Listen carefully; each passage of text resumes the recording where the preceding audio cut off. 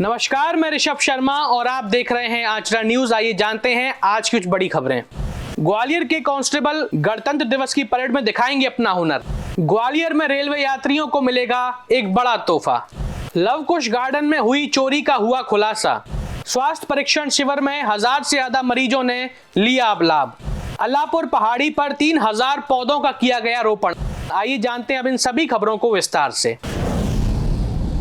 ग्वालियर के कांस्टेबल सुनील यादव उर्फ बाहुबली गणतंत्र दिवस परेड में दिखाएंगे अपना अनोखा हुनर। ग्वालियर के पुलिस महानिरीक्षक कार्यालय में कांस्टेबल के पद पर तैनात सुनील यादव उर्फ बाहुबली आगामी गणतंत्र दिवस परेड में अपना असाधारण कौशल का प्रदर्शन करते जा रहे हैं। सुनील यादव ने हाल ही में एक साथ 5 कारों को अपने दांतों से खींचने में सफलता प्राप्त करी है और अब उनका लक्ष्य एक साथ 8 कारों को दांतों से खींचते दिखाने का है। इसके लिए वह रोजाना एसएफ ग्राउंड पर घंटों प्रैक्टिस कर रहे हैं।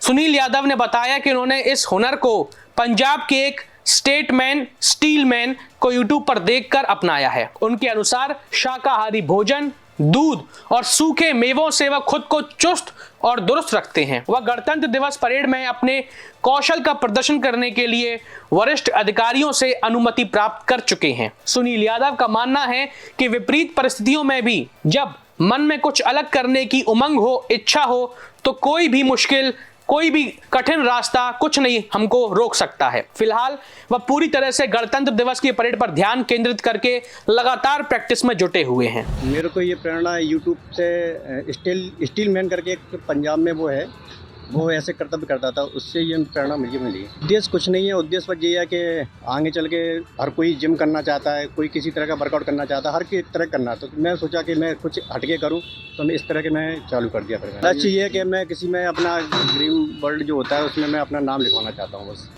ग्वालियर रेलवे स्टेशन पर यात्रियों को मिलेगा अब मैग्नेटाइज्ड लॉन्ड्री से धुले हुए चादर और कंबल। ग्वालियर रेलवे स्टेशन पर अब यात्रियों को साफ सुथरी और मैग्नेटाइज्ड लॉन्ड्री से धुले हुए कंबल और चादर उपलब्ध होंगे। ग्वालियर रेलवे स्टेशन के पास स्थित आधुनिक मैग्नेटाइज्ड लॉन्ड्री में अब तक हाथों से धुलाई का काम होता था, जिसे अब पूरी तरह से ऑटोमेटेड कर दिया गया है। उत्तर मध्य रेलवे के झांसी ग्वालियर मंडल के वरिष्ठ जनसंपर्क अधिकारी मनोज कुमार सिंह ने जानकारी देते हुए बताया कि इस नई व्यवस्था से यात्रियों को बेहतर और गुणवत्ता युक्त सेवाएं मिलेंगी। यह मैकेनाइज्ड लॉन्ड्री पूरी तरह से आधुनिक उपकरणों से सुसज्जित है, जिसमें बड़ी बड़ी वॉशिंग मशीनें और इलेक्ट्रिक मीटर द्वारा कपड़ों की धुलाई की गुणवत्ता की जांच की जाती है। गंदे चादर और कंबल पहले शॉर्टिंग रूम में आते हैं, जहां उनकी छटाई के बाद वॉशिंग मशीन में भेजे जाते हैं। इसके बाद धुले हुए कपड़ों की गुणवत्ता चेक कर पैक करके यात्रियों को उपलब्ध कराई जाती है।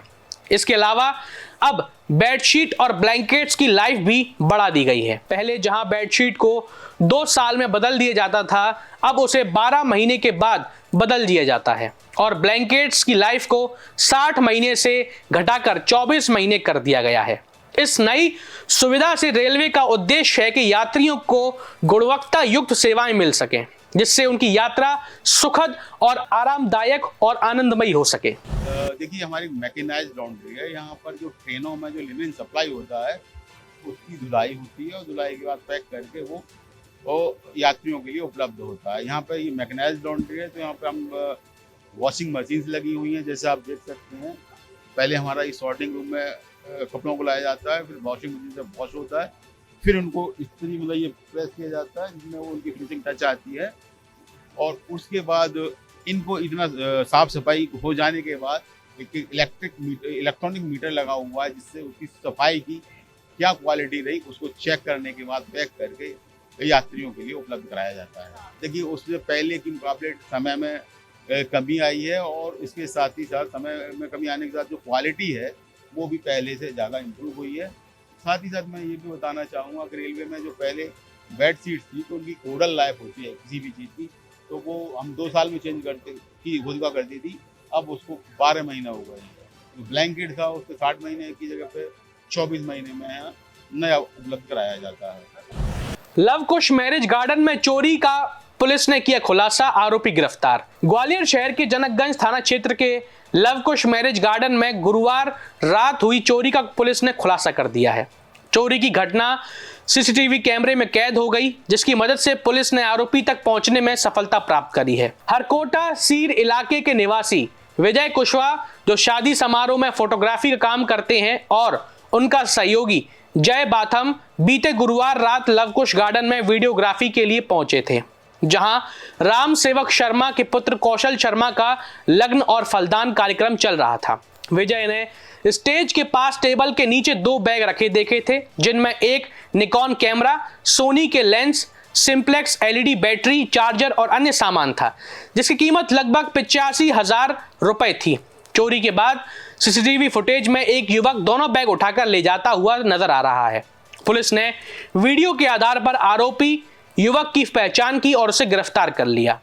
पुलिस अब चोरी किए गए सामान की रिकवरी के प्रयास में तेज नजर आ रही है।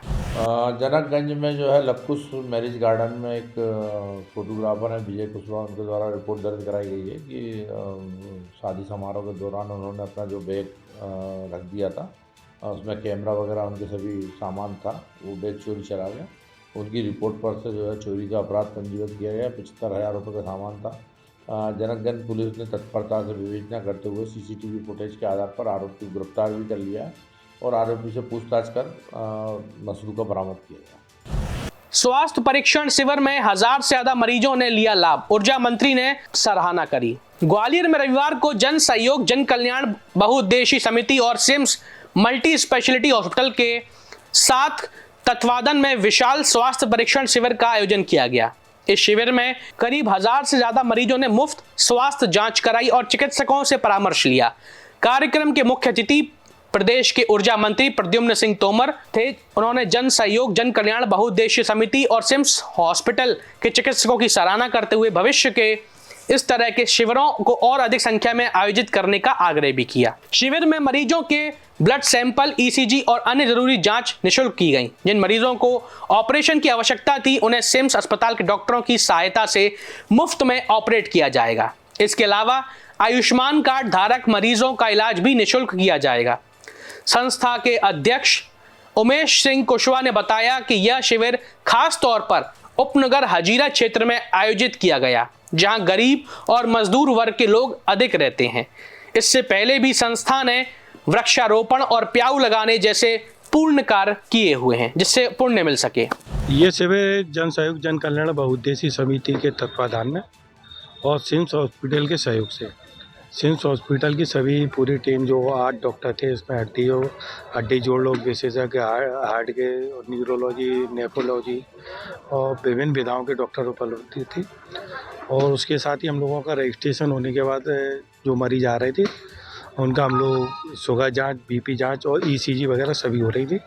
उसके बाद भी जो भी उन डॉक्टर से सलाह होने के बाद जो बचा तैयार हुआ मरीजों का, तो उसमें अभी कुछ मरीज ऐसे चयनित किए जिनको ऑपरेशन की सख्त ज़रूरत है।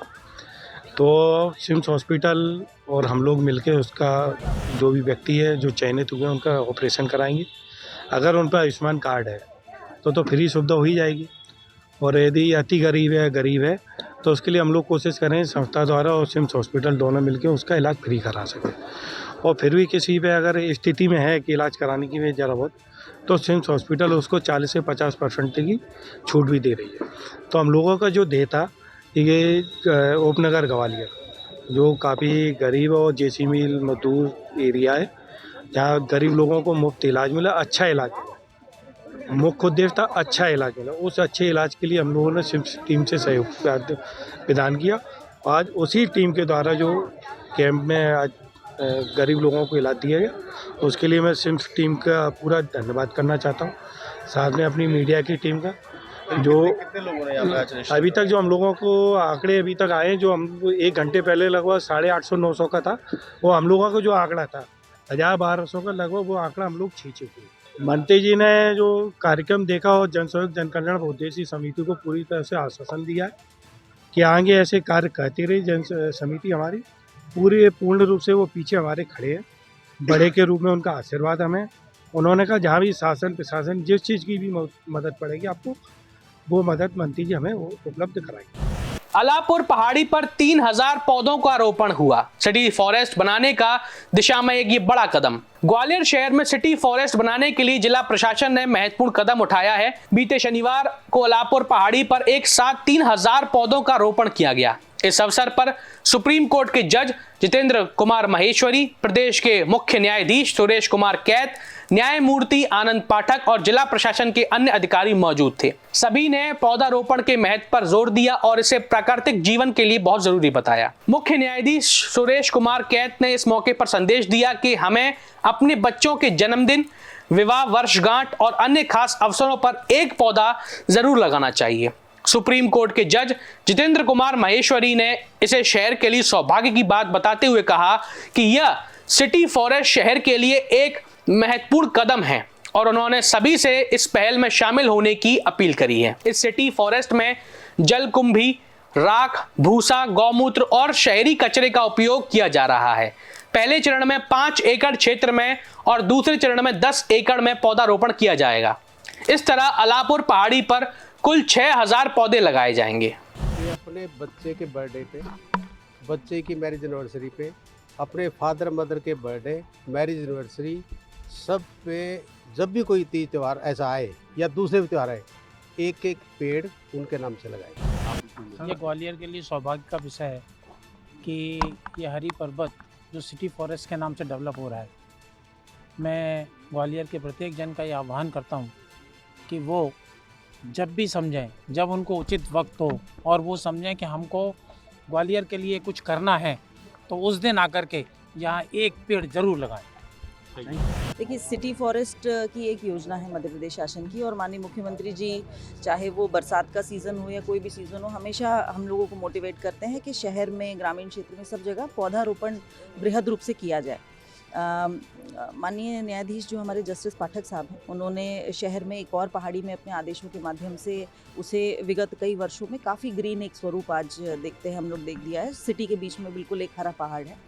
उसी से मोटिवेशन लेते हुए हम लोगों ने अलापुर की पहाड़ी को सिलेक्ट किया और यहाँ पर निगम की टीम के द्वारा, जिला प्रशासन की पूरी टीम के द्वारा और एक राम आस्था मिशन जो कि देश में विभिन्न जगहों पे उनके द्वारा सिटी फॉरेस्ट और फॉरेस्ट डेंस मियावाकी पद्धति पे फॉरेस्ट डेवलप किए गए हैं, उनका हम लोगों ने सहयोग लिया और आज भी प्राप्त कर रहे हैं। और उनकी टीम यहाँ पर मुझे लगता है लंबे समय, एटलीस्ट 18 मंथ्स का हमने इसको टारगेट लिया है कि इस फॉरेस्ट को अब हम, जब तक ये पूरा जंगल का स्वरूप नहीं ले लेता, तब तक इस पर काम करना नहीं बंद करेंगे।